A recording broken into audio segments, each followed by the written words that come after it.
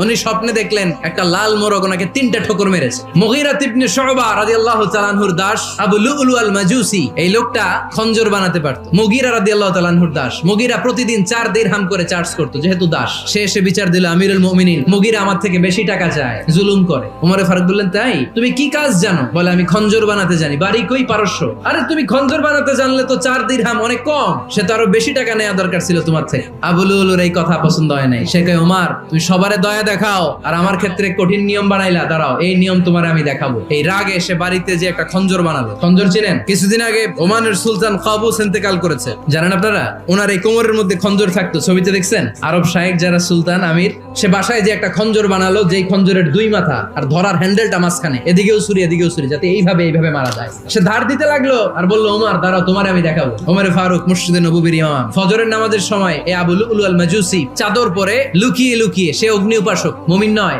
ওমরে ফারুককে অ্যাটাক করার জন্য গেলেন। তখন ওনারা অন্ধকারে নামাজ পড়তো। নামাজের সময় যখন হলো, লুকিয়ে লুকিয়ে প্রথম কাতারে ওমরে ফারুকের পিছনে মুয়াজ্জিনের পাশেই দাঁড়ালেন, হাতে খঞ্জর। একামত হলো, ওমরে ফারুক সালাত শুরু করলেন, ফজরের সালাত, আল্লাহু আকবার শুরু করলেন, সূরা ফাতিহা বললেন। আরেকটা সূরা যখন পড়তে যাবেন, in the meantime Abu Lulu এই খঞ্জর নিয়ে ওমরে ফারুকের বুকের মধ্যে 3টা স্টেবিং করলেন। একটা মারলেন নাভির নিচে, মারার সাথে সাথে পাকস্থলী কেটে গেল। আরেকটা মারলেন পাজরে, পাজর ছিঁড়ে গেল। 3টা মারার পরে ওমরে ফারুক বললেন, কাতালানি আল কালব, এক কুকুর আমাকে মেরে ফেলেছে। পেছন থেকে এক সাহাবীকে টান মেরে সামনের দিকে নিয়ে গেলেন, তুমি নামাজের ইমামতি করাও। আর ওমরে ফারুককে বাকিরা ধরাধরি করে পেছনে নিতে আরম্ভ করলেন। আর এই আত্মাই আক্রমণ যে করেছে, সে কাতারের মাঝখান দিয়ে যেতে আরম্ভ করলো আর 2 দিকে ছুরি মারতে আরম্ভ করলো। 13 জন সাহাবীর গায়ে ছুরি মেরেছে, 7 জন সাহাবা স্পট ডেথ, জায়গায় মৃত্যু।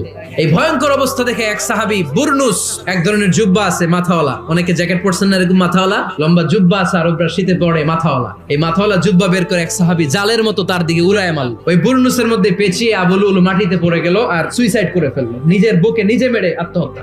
যেই সাহাবীকে ইমামতির জন্য দাঁড় করালেন, উনি ছোট্ট সূরা দিয়ে প্রথম রাকাতে সূরা আল কাউসার, দ্বিতীয় রাকাতে সূরাতুল ইখলাস দিয়ে নামাজ শেষ। ওমরে ফারুক বেহুশ, সবাই কান্নাকাটি করতেছে, সবাই দেখতে গেলেন, এখন হুঁশ ফিরে না। মুখের মধ্যে, মুখ খুলে রাষ্ট্রের চিকিৎসক মুখের মধ্যে দুধ দিলেন, ওই নাভি দিয়ে দুধ বের হয়ে যায়। তারা বললো, ওনারে বাঁচানো সম্ভব না, দেখেন হুঁশ ফিরে কিনা। হুঁশ ফিরলে ওনার পরে কে আমির হবে, উনি যেন প্যানেল ঠিক করে দিয়ে যায়। সবাই তাকিয়েছে ওমরে ফারুকের চোখের দিকে। আল্লাহর মেহেরবানিতে ঘন্টা খানিক পরে উনি চোখ খুললেন। চোখ খোলার পরেই বলেন নাই, ও মা আমি মরে যাই। চোখ খোলার পরে উনি বলেন নাই, কে মারলো আমারে। চোখ খোলার পরে উনি বলেন নাই, আমার পরে নেতা কে হবে। চোখ খোলার পরে সর্বপ্রথম কথাটি ছিল, আসল্লান নাস, আমার নেতৃত্বে যে ফজরের নামাজটা শুরু হয়েছিল, এটাকে ঠিকমতো তোরা পড়েছিলি?